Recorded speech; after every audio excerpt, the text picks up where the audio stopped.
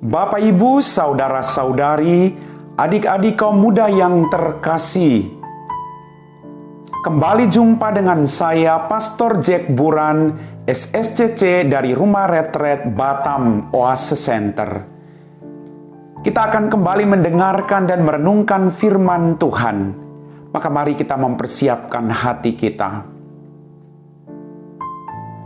Tuhan sertamu dan sertamu juga. Inilah Injil Yesus Kristus menurut Santo Markus. Dimuliakanlah Tuhan. Sekali peristiwa, sejumlah besar orang mengikuti Yesus. Karena mereka tidak mempunyai makanan, Yesus memanggil murid-muridnya dan berkata, "Hatiku tergerak oleh belas kasihan kepada orang banyak ini. Sudah 3 hari mereka mengikuti aku, dan mereka tidak mempunyai makanan.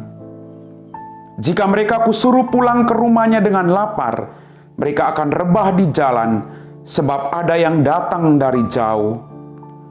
Murid-muridnya menjawab, "Bagaimana di tempat yang sunyi ini orang dapat memberi mereka roti sampai kenyang?"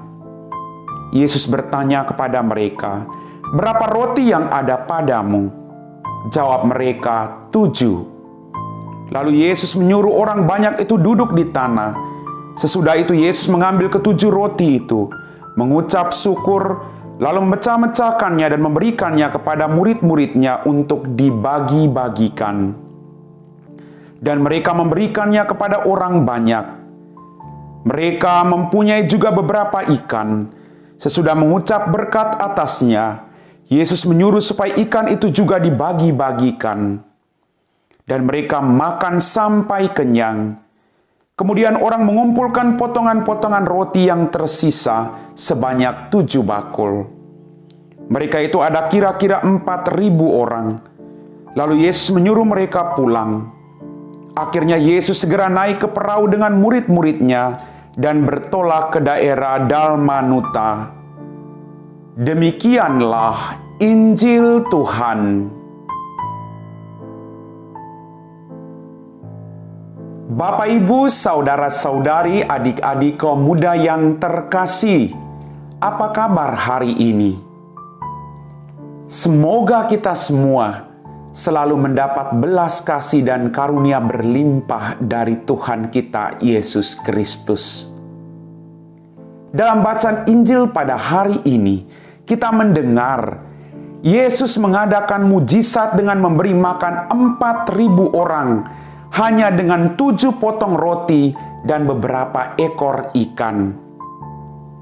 Dan mujizat yang dilakukan oleh Yesus dalam bacaan Injil yang kita dengar adalah ungkapan belas kasihannya bagi orang-orang yang setia mengikuti Dia.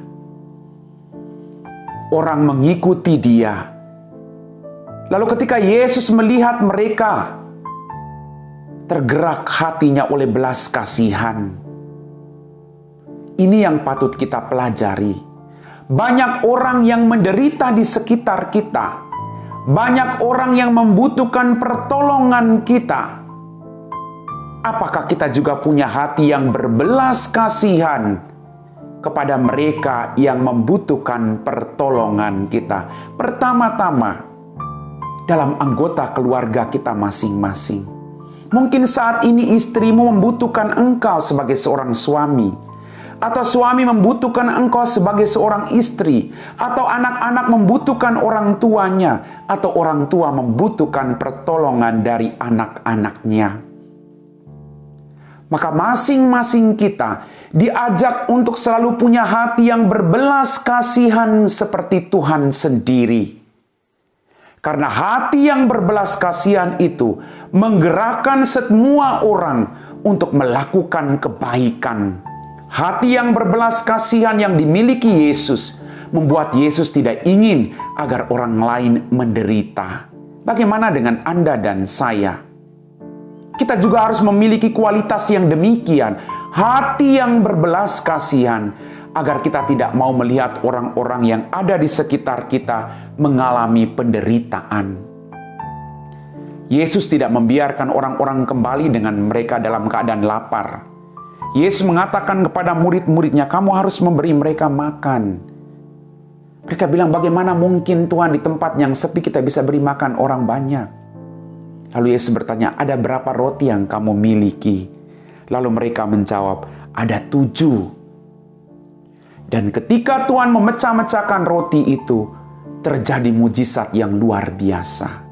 Dia bersyukur, dia memecahkan roti. Roti yang 7 itu mampu memberi makan ribuan orang.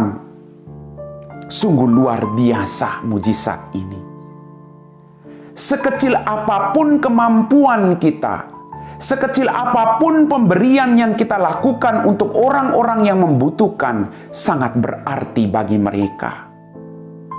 Dan pemecahan roti ini, kita ingat di mana Yesus menyerahkan hidupnya bagi murid-muridnya.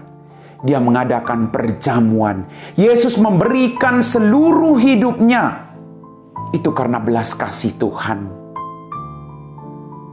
Kita juga diajak punya hati yang demikian.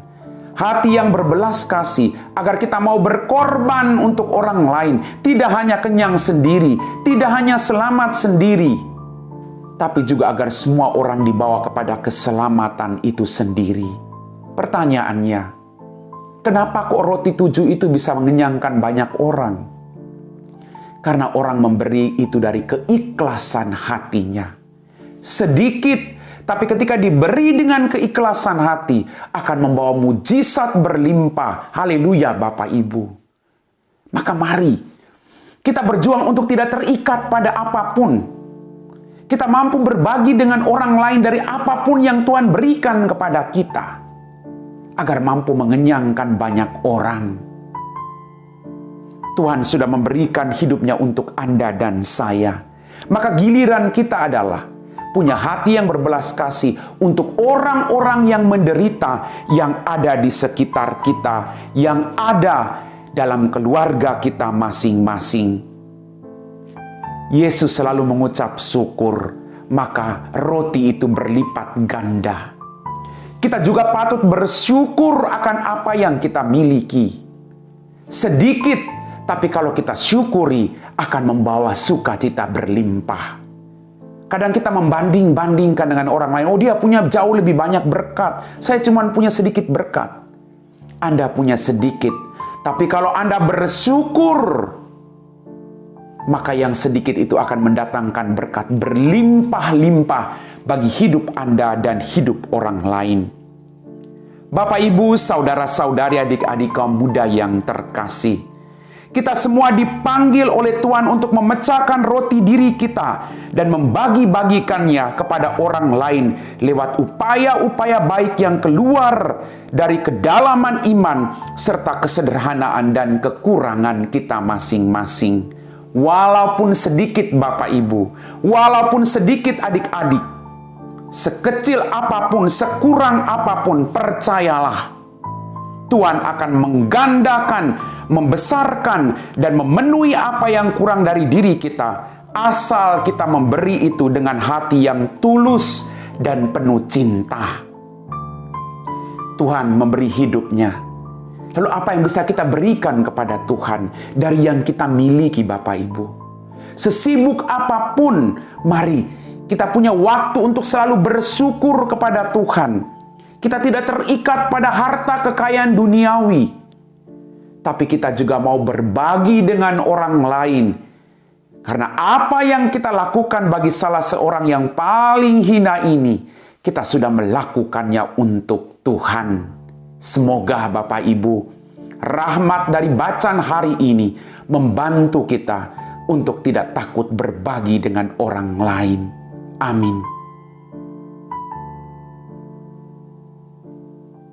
Bapak, Ibu, saudara-saudari, adik-adik kaum muda yang terkasih, setelah kita mendengar dan meresapi firman Tuhan, mari kita siapkan hati kita untuk berdoa. Dalam nama Bapa dan Putra dan Roh Kudus. Amin. Ya Tuhan, Allah Bapa kami dalam kerajaan surga, terima kasih atas berkat demi berkat yang Kau limpahkan dalam kehidupan kami, rahmat kehidupan dan kesehatan. Ampunilah dosa-dosa kami sepanjang hidup kami, Tuhan. Tambahkan iman kami, agar dalam kehidupan kami juga punya hati yang berbelas kasihan bagi orang-orang yang ada di sekitar kami, yang membutuhkan bantuan kami. Semoga apa yang kami lakukan, semuanya untuk kemuliaan nama-Mu. Kami puji Engkau Bapa, kini dan sepanjang segala masa. Amin. Tuhan sertamu dan sertamu juga. Semoga kita sekalian, orang-orang yang kita doakan, pekerjaan kita, diberkati oleh Allah yang Maha Kuasa. Dalam nama Bapa dan Putra dan Roh Kudus. Amin.